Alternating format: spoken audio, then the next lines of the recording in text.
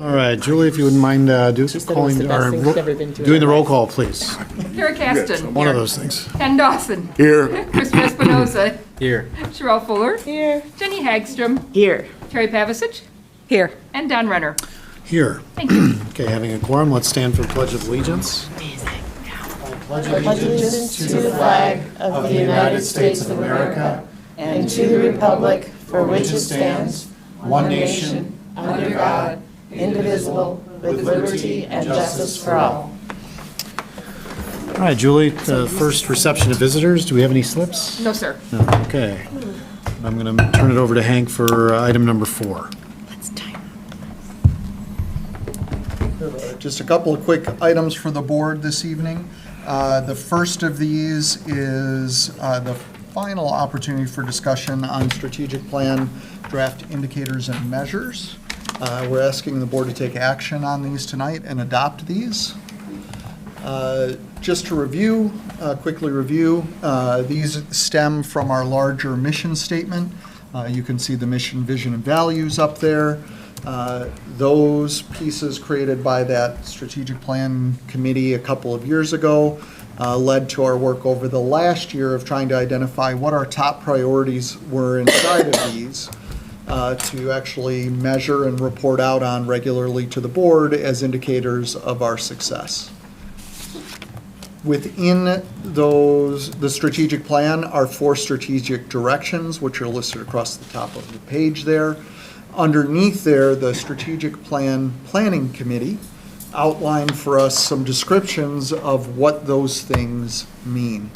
Based on that, we went back to our work, the work that we're doing, and what we hope to do in the future, and looked for ways to come back to the board and show you ways in which we are making strides in these areas, and to identify gaps that we have, and to come back and explain how we're working to close those gaps. So the board has seen these in at least 4 separate occasions, so I don't want to necessarily read through all of them to you. You've seen them. This is just kind of the final format that'll present as these 4 slides I'm showing you will eventually end up on our website as that single page document that provides the overview, and then we'll provide the kind of structure as we report out throughout the year. So you can see this for each of the 4 domains.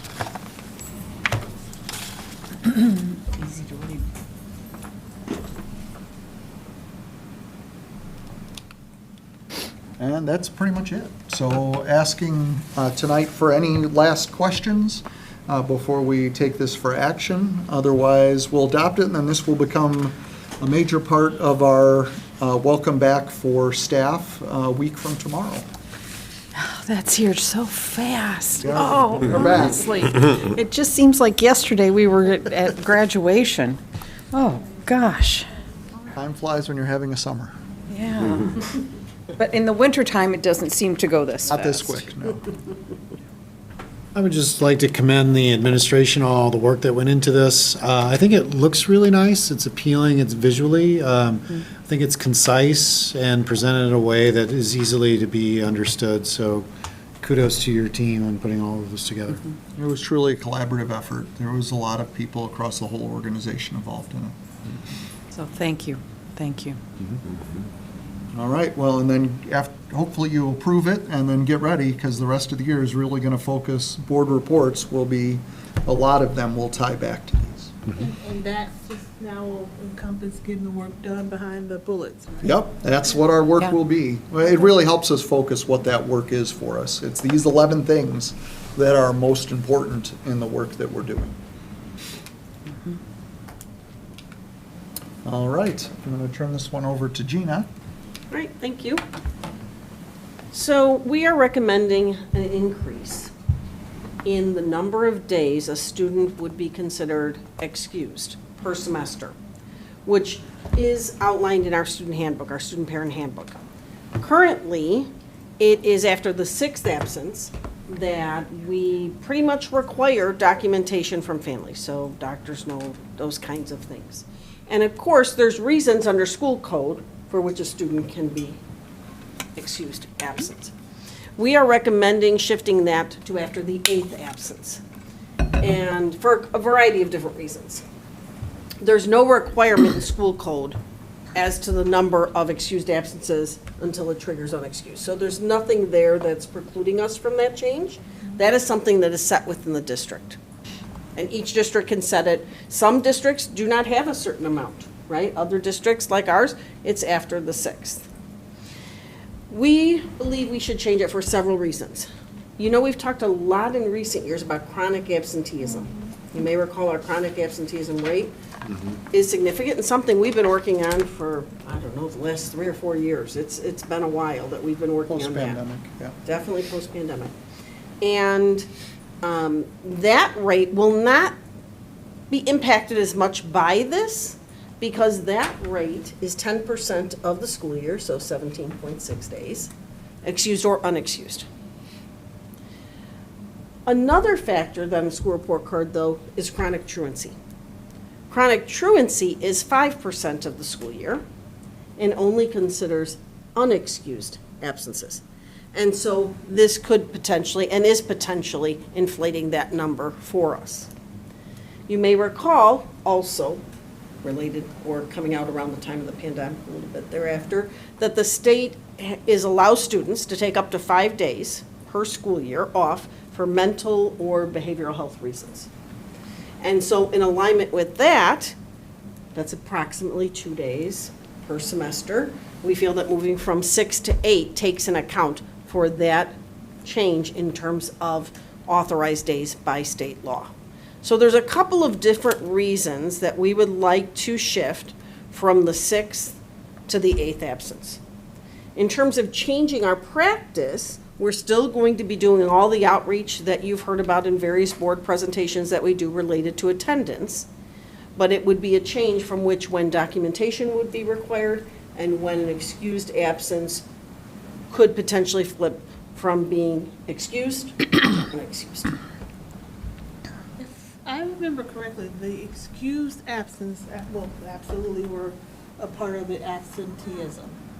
Yeah. So, I'm making the assumption that we probably can't change the definition of excused absence. We don't have control over that. You are That's correct. Yeah, because that was a little kludgy to me, how it's mastered. But the control we have is just to change the number of days because there's no stipulation on that. You're absolutely correct. Okay. This also helps our deans a little bit. When they call it 6, sometimes parents are like, well, why are you calling me now? You know, and it's kind of hard to say 6 when the state number is really closer to 8. Right now, it all kind of lines up where they can say, well, the state has this measure of chronic absenteeism, and it's any absences that are, you know, and it kind of helps that narrative in the dean's department that it doesn't feel as arbitrary, because it is kind of an arbitrary number of 6. It's more correlates with that state measure. And we have been So the using the 8 is- language is of the 8 is- chronically absent with parents too, so that aligns nicely. So can you explain the 8 then? The 8 is a state 8. measure, This- so you're not required? The state measure is 17 and a half in a year is Because when you it's become 10%. chronically absent. So 8 in a semester. Oh, 8 is half, okay. Yeah, kind of half the Okay, year. got it. So, Okay. yeah, it's in that That's where you ballpark, got the right? 8. It's- And the idea is we want to prevent students from getting to be considered chronically absent. So since this is a change in the handbook, we're bringing it to the board for. Yeah, we don't print the handbook anymore, do we? It's online. It's all online, so this is easy to, Yeah, we'll Yes. just update the online document, yeah. In yeah, fact, I believe Yeah. Julie does. Well, by we mean Julie. We need Julie. yeah. Thank you, We Julie. use a lot of people. So it'll be at the 9th absence that they'll start asking? And subsequent, Yeah, Yeah. yes, and, yeah. yes. How does this impact truancy? So truancy, so there's chronic absenteeism, which is what we typically focus on. Yeah. In part because chronic absenteeism impacts our summative designation. You've heard me talk about summative designations every time I do a school report card. Yes. Chronic truancy does not, but it is part of the school report card. It is reported. If you go to Illinois school report card, you look at our district or any district in Illinois, you're going to see that every district has a rate. We determine, based on school code though, things that can be excused, we decide what's unexcused. certainly we use school code to guide, but that number is our determination. It's not like school code says, oh, you can only have 6. And so it should, and I can't say for sure, every year is different, every student is different, it should impact our chronic truancy rates, which are approximately about 15%, 15.5. By bringing it down, which would have what impact on the school report card? Just a Nothing? lower number. It's a lower number. It's a number that you can view on the school report card.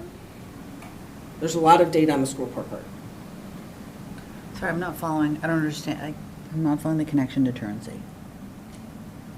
So chronic truancy is defined as a chronic truant is a student who missed 5% of school. Yep. Right? Unexcused, for an unexcused reason. Yep. They don't factor in the excused. We decide that right now, after the 6th, if a family does not provide documentation, that even if the parents call and say Johnny is sick, it's unexcused. No, I got lost with that. Unless you bring a Unless, doctor's yes. or a medical, Medical, yeah, whatever. absolutely. Some documentation, Which Yes. is making more of our students truant. absolutely. than Because of the other number dis- we have selected, and than we did not other- adjust. Than other districts, because we have a lower threshold for Yes. truancy. Yes. Got it. And we did not adjust when the mental health days went into place. We did not adjust for that. So for truancy, you're saying if a parent called and said, my kid was sick, but there's no doctor's note, or, then that's truant? No, After the After the 8th. After the 8th? That's what we're recommending after the 8th, but Right. currently it's after the 6th. I guess my question is there a reason why it's 8 rather than 10? Because that's 2 weeks. So, So we Is there factored a- in, we want to head it off before a student becomes chronically absent. which is So 2 this weeks. is before the threshold of 17 and a half days. Yeah. So it would be 16. We also Okay. don't want to give the impression that it's okay to Right. be absent. When I because first- that's- Well, When I guess first I looked look at this- college visits and things like that could add up to 8 pretty easily. It can. They can't. When I first So- looked at this, my impression was we're having absenteeism problems and we're now making it more lenient. But I understand why. But at first blush, that was my response. And that's why Absolutely. we're, But it went back But- to me, the fact that when I thought about what the excused absence, what was in there, it kind of, to me, felt like that should be changed, but there is no way we could do that, right? Because if you're excused and you're going to college visits, I mean, to me, that's, and I get to 6 of those, that's easy to do in a semester because there are a lot of colleges, right? So- And especially if you go coast to coast, you could easily take 3 days, maybe 4 days at each visit. So, But just getting there. yeah, well, that's what I mean, I think the move to 8 is, like you said, we had never made the adjustment with the mental health days. So it's more consistent with what is being done around the state, correct? It's, what this threshold is at is really not consistent across the state, but what is consistent across the state is chronic absenteeism at that larger number. This then aligns with that larger number, and it just kind of brings everything into that focus being reducing chronic absenteeism and the metrics that are associated with it. Cool. is there any impact to like an individual student in terms of being designated as chronically truant? Like, there's no enforcement or any, no? I mean, obviously, it might impact student learning, there's obviously. Well, there's those, yeah, Right, but but I there's mean, no- like, discipline? There's, no or- different discipline for that, or something that would follow a kid around or something like that. All right, any other questions? All right, this is about to be an action item as well. Okay, item number 5, the consent agenda. Before the board votes on the consent agenda, is there any agenda item a board member would like to pull out of the consent agenda for further discussion? Okay, hearing none, can I get a motion for the Board of Education to approve the consent agenda as presented, which includes A, personnel report, appointment certified, contract adjustment certified, appointment classified, B, personnel report, retirement classified, resignation classified, C, strategic plan, indicators and measures 2024 to 2025, and D, student parent handbook change, absenteeism. So moved. Second. Terry moves, Ken seconds. Thank you. Terry Pavasich. Aye. Ken Dawson. Aye. Chris Espinoza. Aye. Sherelle Fuller. Aye. Jenny Hagstrom. Aye. Kara Caston. Aye. And Don Renner. Aye, motion carries. Item number 6, second reception of visitors. Julie, do we have any slips? No, sir. Thank you. Item number 7, closed session. Can I get a motion from the Board of Education to go into closed session for the appointment, employment, compensation, discipline, performance, or dismissal of specific employees, specific individuals who serve as independent contractors in a park, recreational, or educational setting, or specific volunteers of the district or legal counsel for the district, including hearing testimony on a complaint lodged against an employee, a specific individual who serves as an independent contractor in a park, recreational, or educational setting, or a volunteer of the district, or against legal counsel for the district to determine its validity. So moved. Second. Terry moves, Ken seconds. Thank you. Terry Pavasich. Aye. Ken Dawson. Aye. Chris Espinoza. Aye. Sherelle Fuller. Aye. Jenny Hagstrom. Aye. Kara Caston. Aye. And Don Renner.